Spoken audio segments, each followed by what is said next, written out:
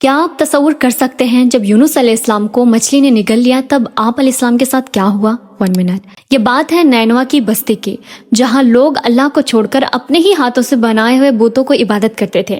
حضرت یونس علیہ السلام بار بار انہیں سمجھاتے رہے، توحید کی دعوت دیتے رہے اور کہتے رہے ان پتھروں کو چھوڑ کر ایک اللہ کی عبادت کرو، مگر قوم نے مذاق اڑایا، بات نہ مانی اور گمراہی پر ڈٹی رہی۔ مسلسل انکار دیکھ کر حضرت یونس علیہ السلام بستی چھوڑ کر نکل گئے، مگر یہ فیصلہ اللہ کا حکم نہیں تھا۔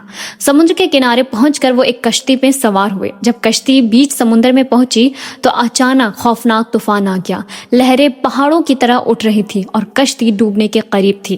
ملاحوں نے کہا کشتی میں کوئی ایسا شخص ہے جس سے خطا ہوئی ہے۔ قرآن اندازی کیا گیا اور بار بار حضرت یونس علیہ السلام کا ہی نام نکلا۔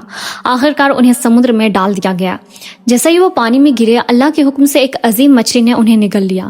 اب وہ 3 اندھیروں میں تھے، رات کا اندھیرا، سمندر کی گہرائی کا اندھیرا اور مچھلی کے پیٹ کا گھپ اندھیرا۔ اس بے بسی میں انہیں اپنی غلطی کا احساس ہوا اور پھر اسی تاریکی میں ایک دعا گونجی، لا الہ الا انت سبحانک انی کنت من الظالمین۔